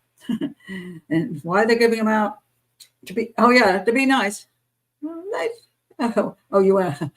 But and I think the fact that if they can't explain it, I think the problem that bothers me again is the explanation issue. If you're going to do that, you should have to explain to the public and to the family exactly why that guy's only getting 10 years. Why do you keep that? Oh, we're going to hide that. I don't understand that. That's concerning to me. Here's something else I want to talk about that happened in Maryland. Two additional Maryland residents have been charged in connection with a string of crimes that they committed involving the theft of more than 75 ATMs. 75. If you're going to wonder why you will no longer be able to go to an ATM at a store, this is why. Jonathan Winston, 35 of Hagerstown, and Jeffrey Felder, 37 of Bowie, which is where I live, were arrested Tuesday in Georgia. Okay, they've been charged along with Stephen Janey, 32 of Accokeek, and Thomas Hughes, 37 of Cheverly, and Gennaro Hewitt, 33 of Upper Marlboro, also near me. And with interference with interstate commerce by robbery, that's the Hobbs Act, and conspiracy, they are believed to be responsible for more than 75 robberies between August 2023 and 2024. Now, listen how they do this. This is a robbery ring. I mean, it's a very well planned robbery ring. This is not a bunch of these kids. These were not juveniles, by the way. We're talking about people in their 30s. So these are. I bet if we looked up their criminal record, they would all have them. As alleged in the indictment, this crew conspired to commit roughly 40 brazen robberies where they used jaws of life and similar tools to peel open ATM machines inside stores and outside banks, even outside banks. Yeah. Even though the defendants destroyed the surveillance footage and took other steps to cover their tracks, our prosecutors and law enforcement officers worked tirelessly to identify the members that have terrorized our region. And what they did was this was quite fancy. They would enter the business wearing masks and gloves and would use tools common to fire and rescue, such as jaws of life, to pry open or cut open the doors of the store and the ATMs. The suspects sometimes carried firearms, used stolen vehicles, communicated with handheld radios, and destroyed surveillance. I mean, they would do multiple robberies in an evening. They would divide themselves up. One person would be the getaway driver in the car, and somebody pry the door open, and the other ones would rush in, subdue the store employees, sometimes directing them to enclosed areas of the stores. And then they use jaws of life tool to open the ATM and remove the cash cassettes. And those are like tens of thousands of dollars in there. They're huge, sometimes just massive amount of money in those things. So, and then they try to launder the proceeds of casinos. I mean, they found $80,000 worth of cash, and $1,000 worth of high-end clothing and merchandise. So this is organized crime, done by not teens, just doing shoplifting. We're talking about some major stuff, and the ATM thing has become a major issue. And I think I did look up normally what's in an ATM machine. What is your guess? I'd like to see. What do you think is a normal amount of money in an ATM machine? I'm going to look it up while you guess. How much money? Don't look it up yourself. Don't cheat.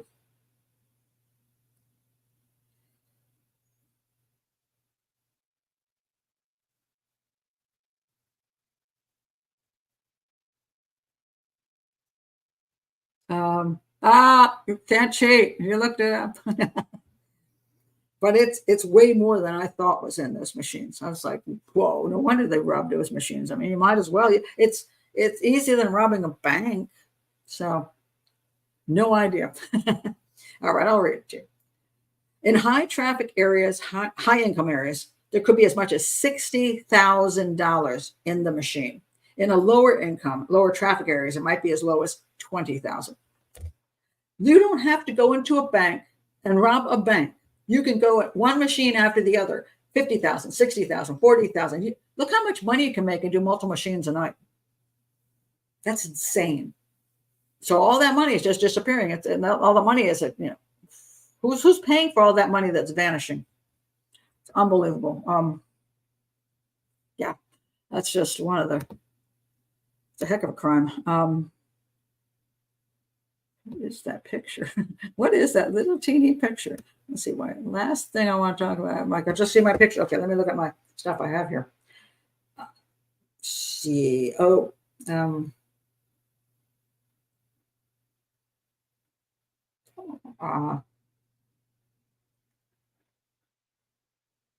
somebody. This was actually somebody just gave this one to me.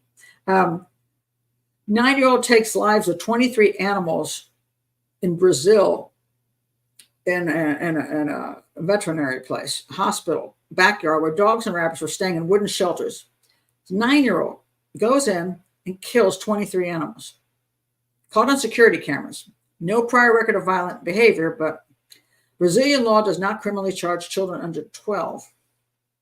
And then it says here, childhood animal cruelty may predict future violence, highlighting potential links to psychopathy. I didn't say that. They said that. But yes, a child who would go in and slaughter that many animals, especially rabbits and dogs. Now, some people don't consider rabbits. They consider that food animal. So, well, we've had many rabbits as pets, so we don't consider them just. I mean, you kind of eat them; and they're quite tasty. But we know how snuggly they are and sweet and all that. But for a kid who doesn't have that great feeling toward animals, that can look just a stupid bunny. Dogs were there too, though, and almost everybody does consider dogs pets, at least in most countries.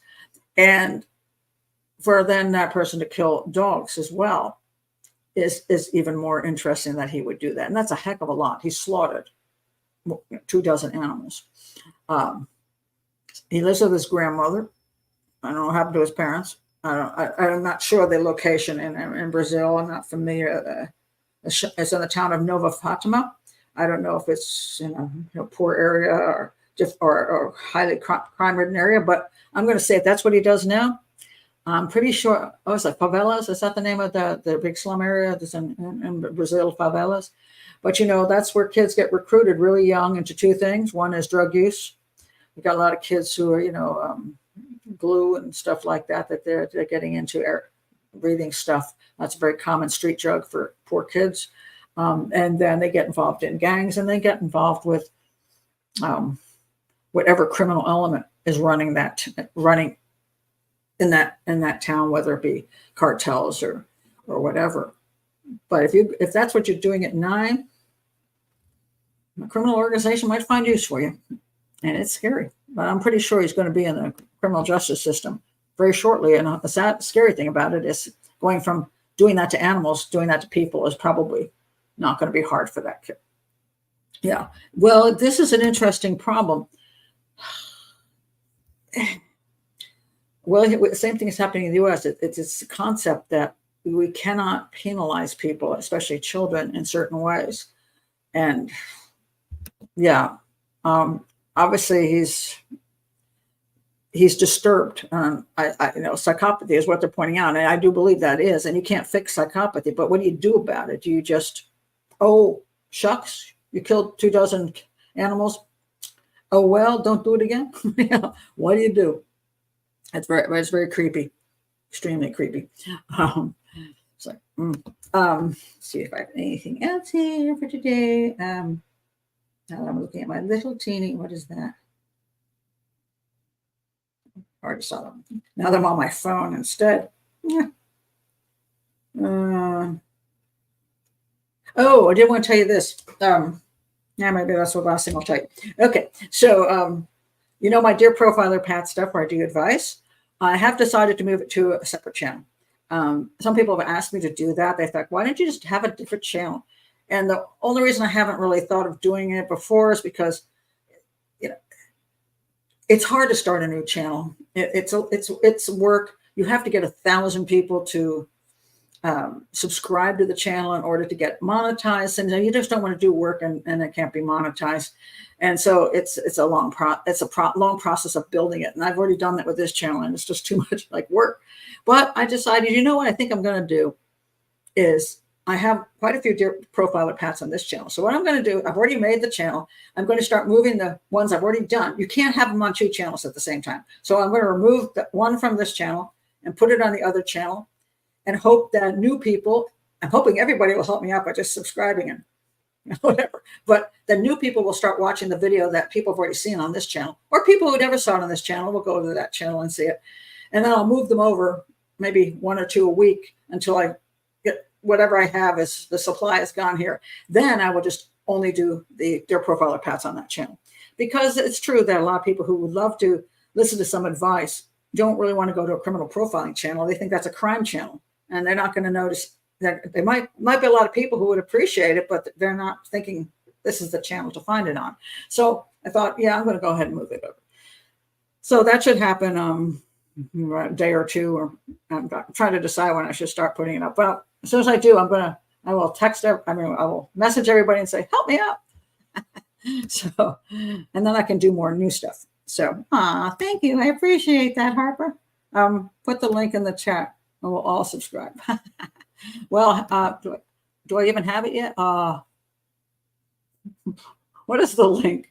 Wait a minute. I might have to send you a whole new thing because I don't even know. Let me see if I can screw everything up here. Hold on a second. Am I still here? Am I gone? I was trying to go to YouTube.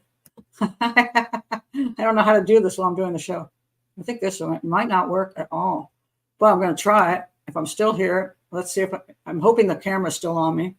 Okay, I'm switching accounts. Oh, and this is my new account. I've got no subscribers. Oh, that's so sad. Okay, what? Wait a minute, what happened here? Can't even find my account. Why don't I have a? Okay. How do I? Oh, view my channel. Here we go. View my channel. More. Hold on. Share channel. Oh, I found it. Okay, share channel. Copy. Are you still there? Let me see if this even works. There we go. Okay, so half of you are all gone. But anyway, oops. Are you already subbed? Oh, wow, cool. So I'm going to start trying to get those over there, and then you can send me more of your Profiler Pat questions. I do have a list of people who asked me, but I just thought, maybe I should just go ahead and move everything over and make it a channel for people who really would just love advice and don't really they're not really into crime, and maybe it'll help other people too. I've read so many of these people that give advice and I don't like their advice. So, but anyway, thank you guys. You're subscribing. That's very cool. Okay, thank you. I will send out more information to everybody, and all of you. That's great. I haven't even got anything up there yet, so I feel kind of funny. It's like, look, I've got so many subscribers and nothing even there to watch. So I think it will. I've always enjoyed doing Dear Profiler Pats, but I is probably on the wrong channel, and I'm finally listening to people who told me, Pat, get it off of this channel, start a second channel. I was like, oh. Sometimes it's just a lot of stuff, and it's like I just couldn't make myself start doing it. So I've got so many things I do want to do that it's hard to accomplish them all. So, but aren't you great? Y'all are so nice. Y'all so nice. Anyway, so that's my last thought for today. I'm going to go now and check all the information on what happened in Delphi. If there's something to talk about, I will do a show tonight on that. If there's nothing to talk about, I might do the show tomorrow when there's more to talk about. So we shall see. So, oh, look at that. I was the first to sub to Dear Profiler Bed. Oh, maybe I should get like balloons out or something. Oh, you're all great. Oh, aren't you nice people? This gives me some encouragement. I got myself moving on it. So I'm not sure, like, there's all these things when you do this stuff. It's like you can't make a mistake too. If you end up with 2 shows on 2 channels, you can get your own channel killed because you can't do that. That's a violation of YouTube policy if you screw it up. And then there's just, when do you put the videos up? Is it better during the day? Is it better during the evening? Who's actually watching? Is it older people, younger people? It's like, and then most time you don't know what the hell you're doing. So you just go ahead and do it and just see what happens. But now that I do have that many of them, I'll just move them over and hopefully it'll go to 1,000 quickly. And then I'll just continue on and I'll do that. Dear Profiler Pats, but over there. So, and thank you. Isn't Lisa nice? I love you all too. You all are great. So, what we got that bit. What about your artwork choir? Like you need to know about that. We're working on Christmas music. I am trying to speak Spanish. Yes, yo hablo español muy poquito, pero estudio mucho, todos los días. Anyways, and okay, you want to see this is what I worked on today. So you get to see this is my art class today. So I'm trying to learn how to do a freaking vase with flowers in, So this is in pastel. So it's better than it was, but I'm going to take it in on Friday and see if I need to fix this. It's crooked. I'll make this I think it might need some work, and I'm trying to figure out what it needs. So I've never done flowers in a vase before, but it's a pain in the butt. Let me tell you. So anyway, that's the end of that. Okay, so I'm going to read all that stuff, try to make dinner, somehow feed the feral cat, do the important things. Take my granddaughter to soccer. Almost forgot. Oops, I got to take her to soccer. So I got to do that. Well, thank you. I appreciate that you say it's beautiful. It's gone through a bunch of incarnations and I was having trouble with it. So yeah, I wanted to look like a Van Gogh, but somebody came along. I said, does it look like a Van Gogh? They go, yeah, no, you're not that good, Pat. Darn. But glad you're all here today. Again, if you're new to the channel, please like and subscribe and join Patreon. And I will see you guys personally, online, on Sunday if you come. And I will do whatever I do on Delphi for the rest of the week. So let's just hope. I don't know. It's a kind of discouraging trial because I certainly hope they had the right person so that families could get closure. But if they do have the right person, it's not going extremely well. If they don't have the right person, that's not good either. So, but let's see let me go look at all those confessions and see if I find them credible. Anyway, I'll see you soon. Bye.